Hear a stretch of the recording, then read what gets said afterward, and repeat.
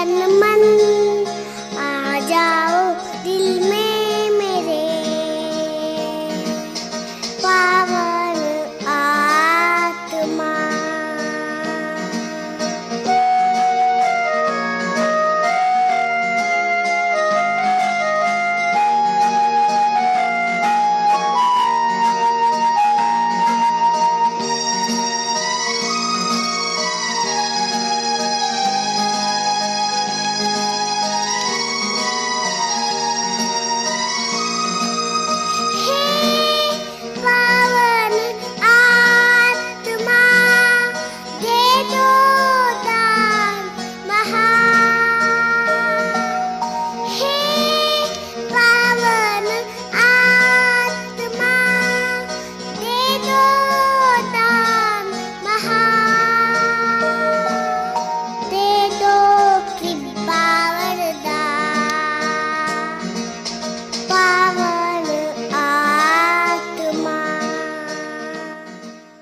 प्यारे बच्चों, जय यीशु।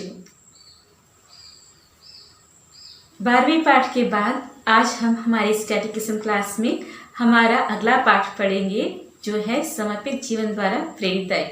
बच्चों, पिछले पाठ में हमने पुरोहिताई जीवन द्वारा प्रेरिताई इसके बारे में पढ़ा और एक पुरोहित के महत्व के बारे में तथा एक पुरोहित के दायित्व क्या क्या है, कैसे हमारे जन्म से लेकर मृत्यु तक एक पुरोहित हमें हमेशा हमारा सहयोग देते हैं, हमारे साथ रहते हैं, हमारे हर एक कार्य में हमें आशीर्वाद देते हैं, इसके बारे में पढ़ा। और एक महत्वपूर्ण बात भी मैंने आपको करने को बताई थी कि आपको एक ऐसे लिखना था जिसमें आप ये लिखेंगे कि यदि आप एक पुरोहित बनेंगे तो आप अपने आप में कौन से गुण पाना चाहेंगे।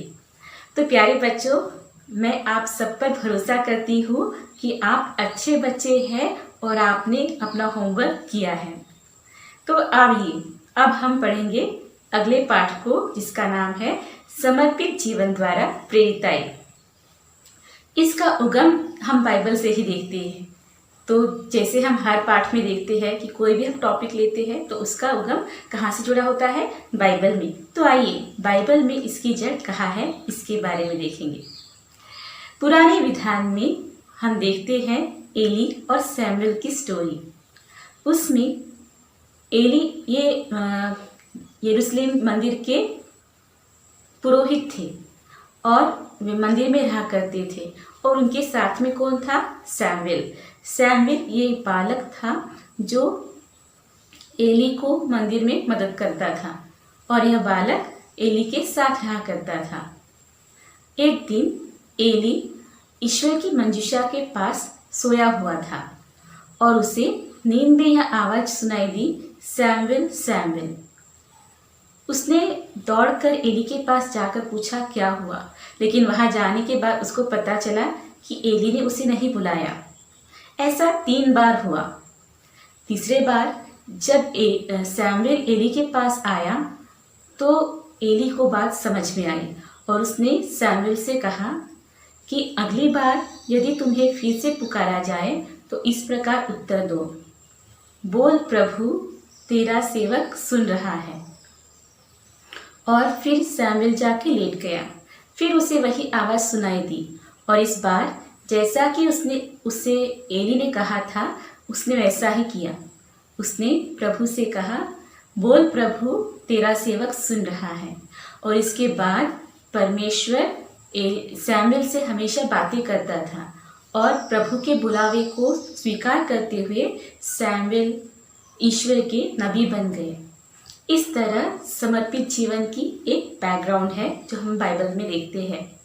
प्यारे बच्चों, हम में से हर एक जन प्रभु को संपूर्ण और संपुष्ट रीति से अनुकरण करने के लिए बुलाया गया है और जो लोग इस बुलावे को विशेष रूप से निभाते हैं या उसका पालन करते हैं, वे लोग हैं समर्पित लोग। आपको बात समझ में आई कि समर्पित लोग के बारे में उनका अंतर क्या है। समर्पित लोग वे लोग हैं जो परमेश्वर के इस विशेष बुलावे को अपने जीवन में पूर्णता से जीने का प्रयास करते हैं। जैसे आप देखते हैं आपके पैरिश में या फिर आपके जो स्कूल्स है, इंस्टीट्यूशंस है, उन जगह में जो फादर सिस्टर्स समर्पित है या धर्म संघ के सदस्य है, उन लोगों को समर्पित लोग कहा करते हैं। तो आइए अब हम देखते हैं कलीसिया और संन्यास जीवन के बारे में। कलीसिया में समर्पित जीवन। प्यारे बच्चों, बाइबल के जो बैकग्राउंड पढ़ा हमने अभी, उसके बाद में एक और हिस्टोरिकल बैकग्राउंड भी मैं आपके साथ शेयर करना चाहती हूँ। पहले जमाने में जब आदिम कलीसिया थी, तब वो कलीसिया रक्त साक्षी बनती थी, मतलब उनको अनेक यातनाओं का, पीड़ाओं का सामना करना पड़ता था। लेकिन कुछ सालों के बाद में ख्रिस्तियों के ये जो पीड़न था वो कम हो गया, और उनमें से कुछ ऐसे लोग थे जिनको रक्त साक्षी बनने की बहुत ही इच्छा थी। उनका यह दावा था कि हम जब परमेश्वर के लिए सहन करते हैं तो हमें जल्दी स्वर्गराज प्राप्त होगा।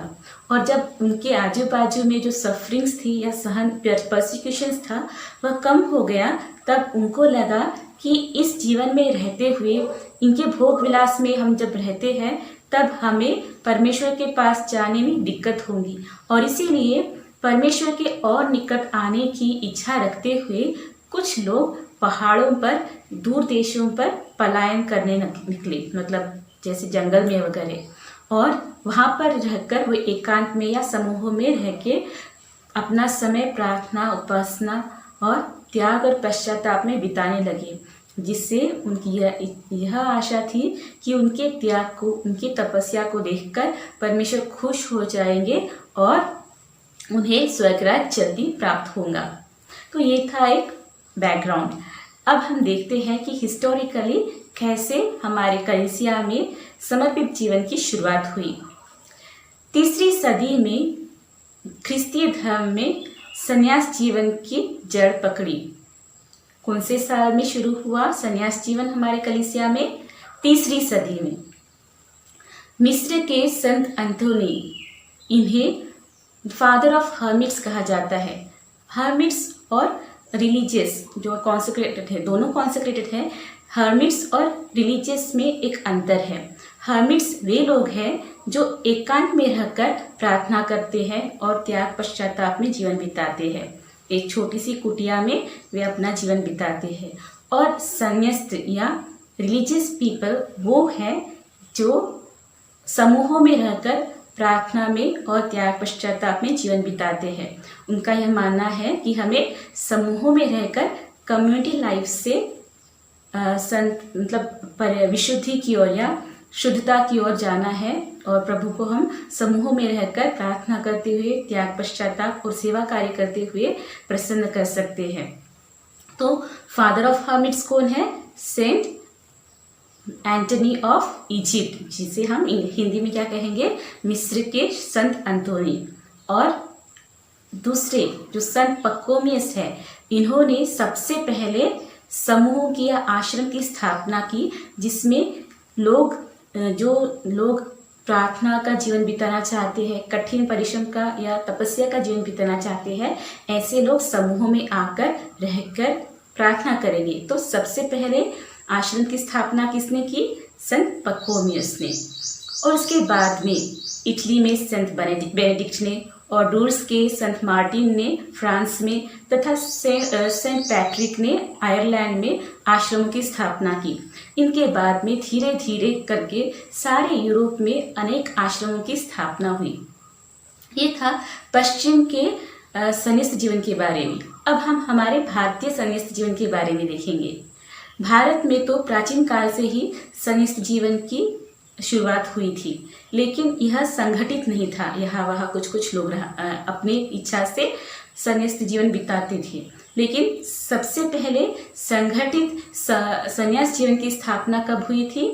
11 मई 1831 में, जहाँ पर फादर थॉमस पैलेकिल, फादर थॉमस पोरुकरा और संत कुरियाकोस इलियास चावरा, इन तीनों महान व्यक्तियों ने मिलकर सबसे पहले संन्यास्त जीवन की स्थापना की, जिसका नाम था अमलोद्भव दास, जो अमृतो माता के दास इस नाम से वे थे और आज उन्हीं का नाम है CMI फादर्स, जिनका फुल फॉर्म है कार्मेलाइट्स ऑफ मेरी इमैकुलेट। तो आज जो कार्मेलाइट्स ऑफ मेरी इमैकुलेट है, ये है हमारे भारत में सबसे पहले जो सिरो मलबार कलीसिया में सन्यास जीवन की स्थापना हुई, ये सबसे पहले इस समूह 13 फरवरी 1866 में संत कुरियाकोस एलियास चावरा और माननीय फादर लेओपोल्ड बेकारो, जो एक इटालियन मिशनरी थे, इन दोनों ने मिलकर महिलाओं के लिए सन्यास जीवन की स्थापना की और उस संस्था का या समूह का नाम है the congregation of the mother of Carmel, CMC। और मैं भी इस कांग्रीगेशन की एक सदस्य हूँ। CMC मतलब the congregation of mother of Carmel. तो इस तरह सबसे पहले पुरुषों के लिए जो सन्यास जीवन की स्थापना हुई थी, उस सबसे पहले भारतीय सिरो मलबार कलीसिया में जो संगठन स्थापना हुई थी, उसका नाम है कार्मेलाइट्स ऑफ मेरी इमैकुलेट, CMI। और CMC वही संत कुरियाकोस एलियास चावरा और फादर लेओपोल्ड ने जो स्थापना की थी, उस समूह का नाम है the congregation of mother of Carmel, CMC। इसके बाद में समय के अनुसार और ज़रूरत के अनुसार हर एक पीढ़ी में अनेक सन्यास समूहों की स्थापना हुई, जो अपने विशेष प्रेरिताई कार्य द्वारा ईश्वर की सेवा में आज अनेक जगहों पर लगे हुए हैं। तो प्यारे बच्चों, आपको एक छोटा सा काम करना है। आप कोई भी एक सन्यास्त संस्था के बारे में पढ़ाई करें, मतलब उनके जीवन शैली के बारे में और वे क्या करते हैं, ये सब देखकर उनके फाउंडर कौन है और उनका कैरिज्म क्या है। कैरिज्म मतलब उनकी जो प्रार्थना की एक विशेष शैली है, एक मेन थीम है, उसे कैरिज्म कहते हैं। तो इन सब के बारे में आप पढ़कर एक छोटा सा ऐसे तैयार। समर्पित जीवन का सार। कलीसिया के जीवन, पवित्रता एवं दौत्य का भाग है समर्पित जीवन। ख्रिस्तीय बुलावे का आंतरिक स्वभाव प्रकट करते हुए कलीसिया के दौत्य के निर्णायक घटक के रूप में संन्यास कायम रहता है। समर्पित जीवन वह जीवनचर्या है जिसके द्वारा ईश्वर और भाई बहनों के प्रति अपने को सदा के लिए समर्पित करते हैं।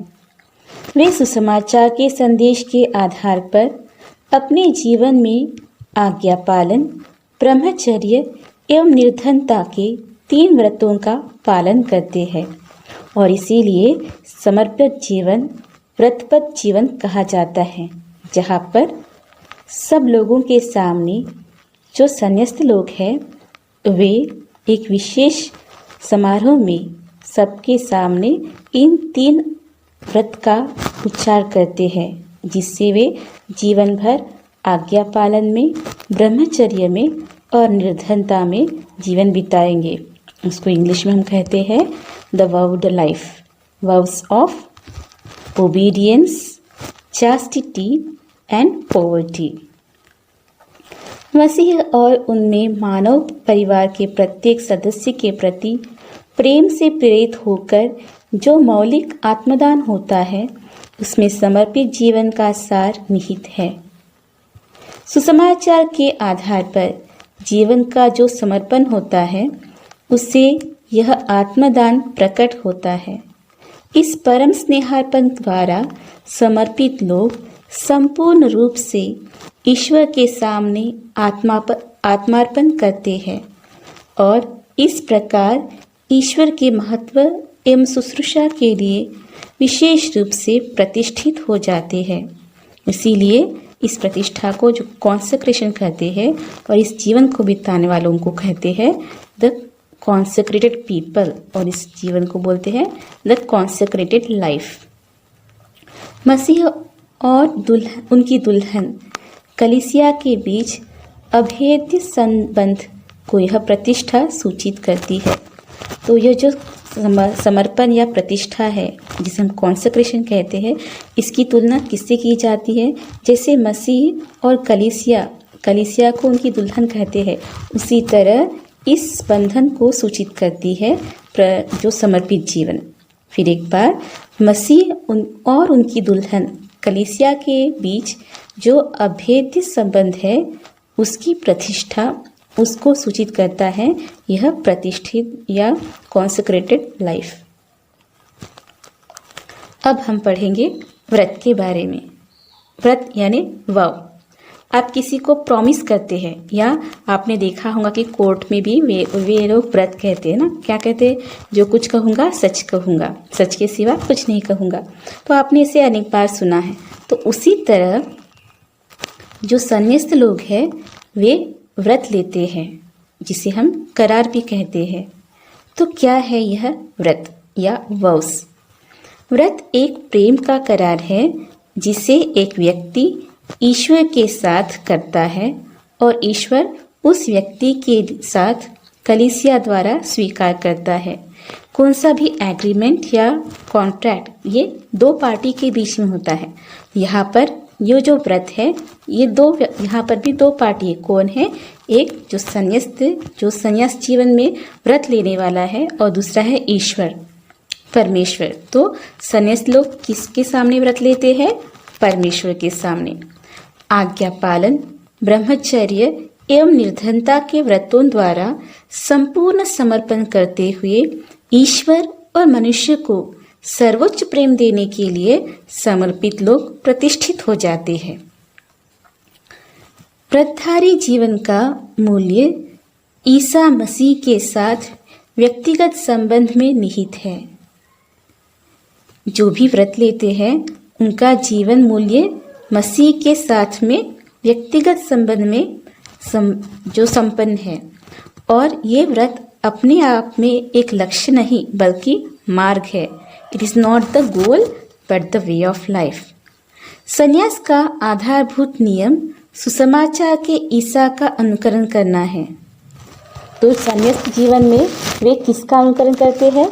ईसा मसीह, जो हमेशा से ही पिता परमेश्वर को आज्ञाकारी थे और जो बहुत ही शुद्ध जीवन बिताते थे, और जिन्होंने दरिद्री का जीवन बिताया, मतलब जो गरीबी का जीवन बिताया है। वे कहते हैं कि अंतिम क्षण में भी उनको अपना सिर रखने के लिए भी जगह नहीं थी, है ना। उनका मरण कहाँ पर हुआ था? धरती और आकाश के बीच एक क्रूस पर, है ना। तो वे शुरू से ही परमेश्वर होते हुए भी वे हमारे जैसे बने, एक मनुष्य का रूप धारण कर। उनका जन्म कहाँ पर हुआ? बड़े पैलेस में हुआ? नहीं, उनका जन्म एक गौशाला में हुआ, और मृत्यु भी कहाँ पर हुई? क्रूस पर। इस तरह जन्म से लेकर अंत तक मसीह ने एक गरीब का जीवन बिताया। तो हम इस समर्पित जीवन द्वारा सुसमाचार में जिस प्रभु ईसा मसीह का दर्पण किया है, उस प्रभु ईसा मसीह को अनुकरण करते हैं, जो हमेशा से ही आज्ञाकारी थे और उन्होंने ब्रह्मचर्य निभाई, और वे निर्धनता में, मतलब कोई भी धन अपने पास न रखते हुए एक साधारण व्यक्ति का जीवन बिताया। समर्पित लोगों को उस निर्मल और निर्धन मसीह का अनुकरण करना है, जिन्होंने क्रूस पर की मृत्यु तक पिता की इच्छा के अधीन बनकर मानव जाति की रक्षा की और उसको पवित्र किया। सुसमाचार के उपदेशों के अनुसार मसीह का अनुकरण करते हुए समर्पित लोग ईश्वर के साथ एकता स्थापित करते हैं। ईश्वर की संगति में रहना संन्यास जीवन का मुख्य लक्ष्य है। क्या है मुख्य लक्ष्य? Main goal of religious life, ईश्वर की संगति में रहना। To be in the company of God is the main aim of religious life. इसलिए समर्पित लोगों को पवित्रता एवं ईश्वर की संगति में रहने के लिए सदा परिश्रम करना चाहिए।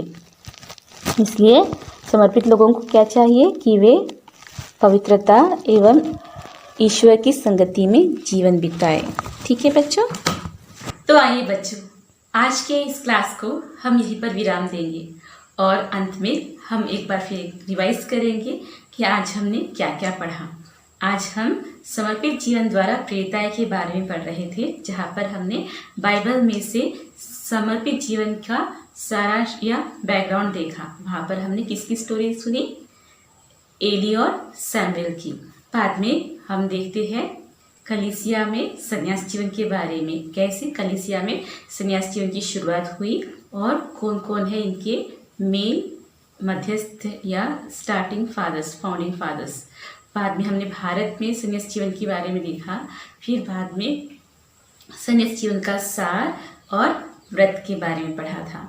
तो प्यारे बच्चों, हम सबके लिए यह पाठ एक पॉइंट ऑफ थिंकिंग बन जाए कि यदि आपको संन्यास जीवन बिताने में दिलचस्पी है तो आप इसके बारे में सोचें, इसे अच्छी तरह से समझें और प्रभु की आवाज़ को ध्यान से सुने। यदि आपको प्रभु बुला रहा है संन्यास जीवन के बारे में, संन्यास जीवन में जीने के लिए, तो प्रभु की बुलावे को स्वीकार करके हम प्रभु की सेवा में लग जाए। तो प्यारे बच्चों, जैसा कि मैंने आपको एक वर्क दिया था, क्या करना था आपको, कोई भी एक संन्यास धर्म संघ के बारे में पढ़कर उसके बारे में एक छोटी सी रिपोर्ट या ऐसे लिखना है।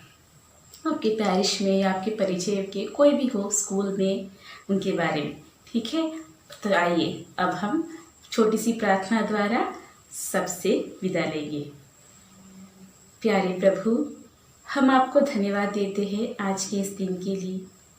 आपने हम पर अनेक वरदान बरसाए हैं। हे प्रभु, आज हम सभी समर्पितों के लिए प्रार्थना करते हैं। उन्हें यह कृपा दीजिए कि वे उनके लक्ष्य के अनुसार सदैव ईश्वर की संगति और पवित्रता में जीवन बिताएं। पिता, पुत्र और पवित्र आत्मा के नाम पर।